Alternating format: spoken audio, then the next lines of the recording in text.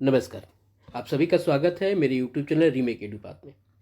BPSC TRE second का बिगुल बज चुका है और इसी निमित्त आज बीपीएससी के चेयरमैन ने आज एक प्रेस कॉन्फ्रेंस करके पूरी डिटेल को एक्सप्लोर किया है। जो प्रेस कॉन्फ्रेंस है, आप मेरे चैनल पे जाके पूरे प्रेस कॉन्फ्रेंस को आप देख सकते हैं। डिस्क्रिप्शन में भी उसका लिंक मैं डाल दूंगा। आज बीपीएससी के चेयरमैन ने ये घोषणा कर दी है कि जो शिक्षा विभाग बिहार सरकार की जो वैकेंसीज है, ये बीपीएससी के द्वारा वो परीक्षाएं ली जाएगी। अब इसमें एक जानना एक महत्वपूर्ण बात यह है कि ये जो द्वितीय चरण जो है, इसमें विद्यालय अध्यापक तथा पिछड़ा वर्ग एवं अति पिछड़ा वर्ग कल्याण विभाग के अंतर्गत जो विद्यालय हैं, उसके विद्यालय अध्यापक की भी भर्ती होगी इस टीआरई 2 के माध्यम से। आज उन्होंने बताया कि चूंकि शिक्षकों की ही बहाली करनी है और उस जो कल्याण विभाग वाले वैकेंसी में जो है उसमें प्रधानाध्यापक की भी वैकेंसी है, यह जानने की आवश्यकता है। तो इन सारी बातों को आज प्रेस कॉन्फ्रेंस में बताया गया कि बिहार विद्यालय अध्यापक तथा पिछड़ा वर्ग एवं अति पिछड़ा वर्ग कल्याण विभाग के अंतर्गत जो विद्यालय है उसमें शिक्षकों की बहाली, जो आपको प्रारंभिक शिक्षकों की, माध्यमिक शिक्षकों की और प्रधानाध्यापकों की भी बहाली उसमें होनी है, इस सब को बताया गया है। और कुछ व्यापक स्तर पे बदलाव हुए हैं। और क्या क्या बदलाव हुए हैं? एक तो पहला बदलाव यह हुआ है कि अब जो परीक्षा 2 दिन नहीं रहेगा, एक ही दिन परीक्षा होगा और एक पाली में ही आयोजित होगी, यह क्लियर हो गया है। और जो पहले अर्हता की जो परीक्षा होती थी 100 अंकों की, अब उसको 30 अंक कर दिया गया है। सिलेबस क्या होगा, क्या क्या पैटर्न होगा, कैसे होगा, सारी प्रक्रियाओं को हम लोग जल्दी जल्दी आगे जानते हैं डिटेल से। आइए देखते हैं कि क्या है और कैसे होनी है परीक्षा, ये सारी की सारी। चलिए देखते हैं। रिक्तियां जो है, अब पहले रिक्ति को देखते हैं। अब देखिए, बीपीएससी टीआरई 2 द्वितीय चरण विद्यालय अध्यापक नियुक्ति परीक्षा के लिए जो संभावित रिक्ति है, चूंकि संभावित इसलिए है कि चूंकि फेज 1 की जो रिक्ति अगर बच जाएगी तो बाद में ये इंक्लूड उसमें हो जाएगा। इसमें बस एक नई रिक्ति आई है आपको 6 to 8 की, और इसमें जो है वो आपको जुड़ने की संभावना आपको बन जाएगी। क्योंकि अगर टीआरई 1 में जो सेकेंड लिस्ट आने की बात हो रही है, उसके बाद भी अगर उसमें अगर रिक्तियां रह जाती हैं, पूरी बहाली नहीं होती है, तो बची हुई रिक्तियों को वो क्या हो जाएगा, यहाँ वो आके एड ऑन हो जाएगा। क्लियर है? इसलिए इसको संभावित रिक्ति माना जा रहा है। अब देखिए, अब यहाँ रिक्ति है क्या? मध्य विद्यालय में जो नई अब की बार मिडिल स्कूल में जो बहाली होने जा रही है कि मध्य विद्यालय यानी 6 to 8 के विद्यालय अध्यापक की कुल पद जो है 16,140 है। माध्यमिक विद्यालय 9 से 10, इसमें आपको है 18,877। उसके बाद माध्यमिक विद्यालय 9 से 10 में विशेष विद्यालय अध्यापक इसमें है 270। एवं उच्च माध्यमिक विद्यालय, इसमें 11-12 के विद्यालय के अध्यापक का क्या है, 18,578। ये जो 3 वैकेंसी जो क्लियर की गई हैं, और इसके अलावा ये जो विशेष अध्यापक का 270, ये आपको समान विद्यालयों के अध्यापकों के लिए। और जैसे बताया गया अभी, पिछले हमने बताया अभी कि जो पिछड़ा कल्याण विभाग की जो विद्यालय है उसमें भी वैकेंसी आई है। तो आइए उसको भी देखते हैं, वो वहाँ क्या रिक्ति है, तब उसको आगे डिटेल में हम इस पर चर्चा करेंगे। अब देखिए, ये रिक्ति सेकंड। अब रिक्ति सेकंड में क्या है, पिछड़ा वर्ग एवं अति पिछड़ा वर्ग कल्याण विभाग के अंतर्गत जो विद्यालय है, वहाँ क्या है, प्रारंभिक शिक्षक प्रशिक्षित 6 to 8 के लिए 234 पद है। माध्यमिक शिक्षक स्नातक प्रशिक्षित टीजीटी 9 से 10 248 है।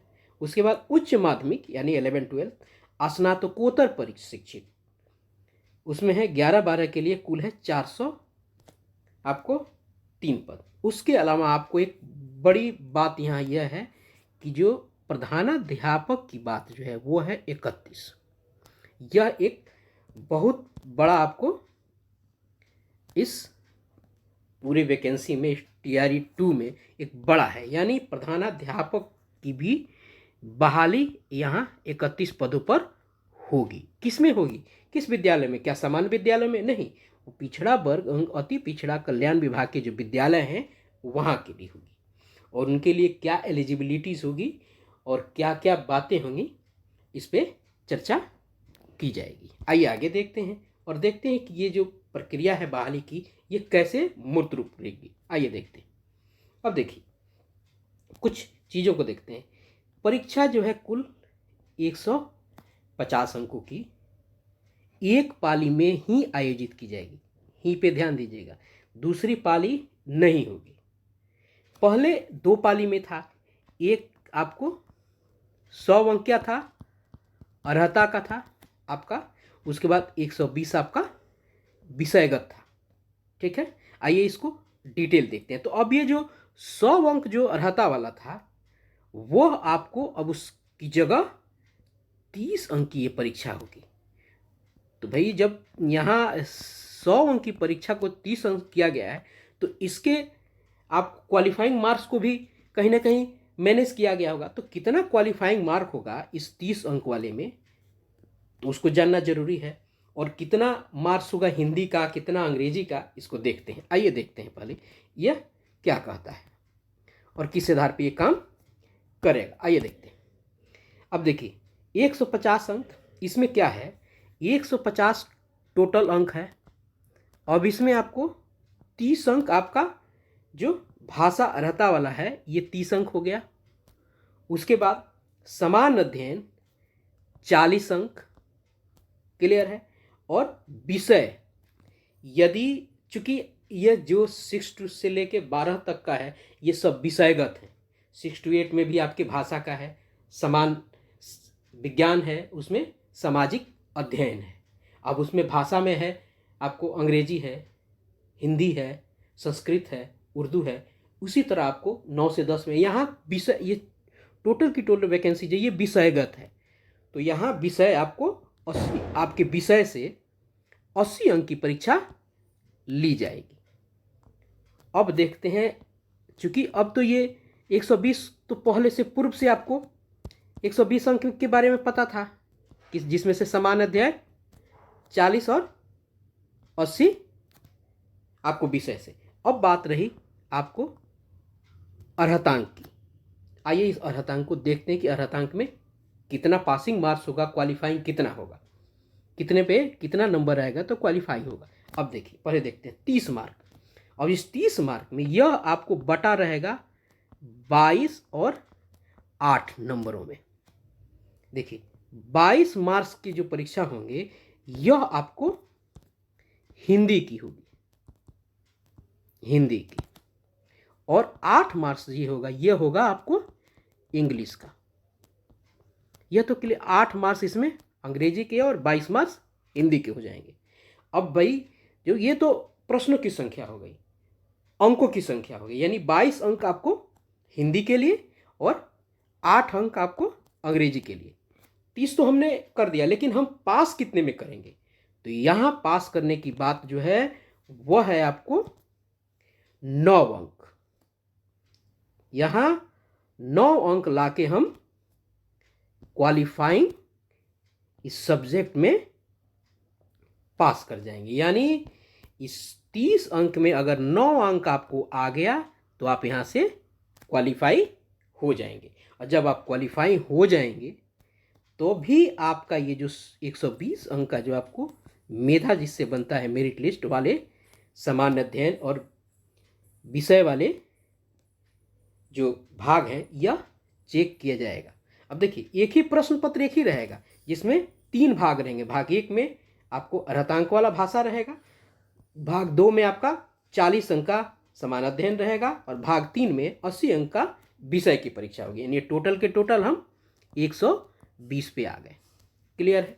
सबसे बड़ी बात, नो निगेटिव मार्किंग, निगेटिव नहीं है, निगेटिव मार्किंग जो है आपको नहीं है।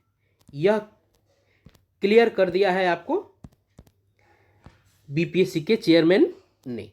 कोई निगेटिव मार्किंग यहाँ नहीं है।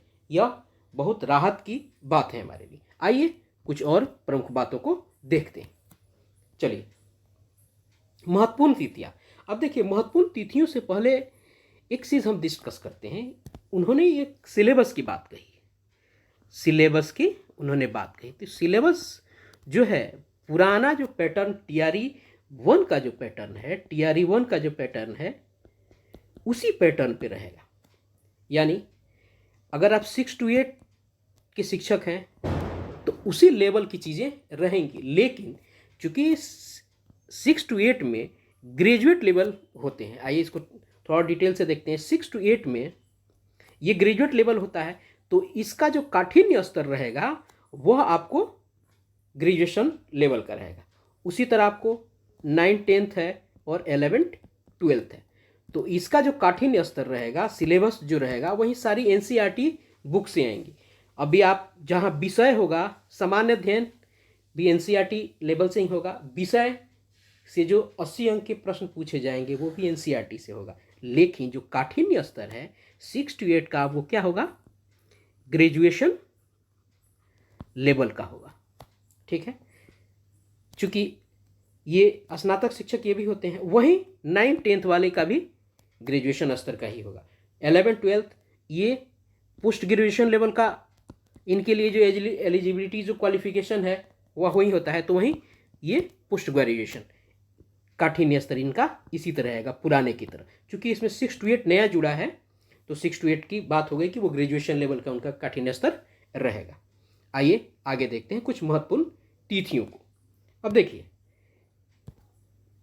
निबंधन अब चूंकि 3 तारीख से होना था, लेट हो गया है, तो अब क्या किया है कि निबंधन एवं भुगतान प्रारंभ करने की तिथि 5 नवंबर से लेकर 14 नवंबर तक, ये आप इसमें अपना निबंधन करेंगे, उसके बाद अपना भुगतान कर लेंगे।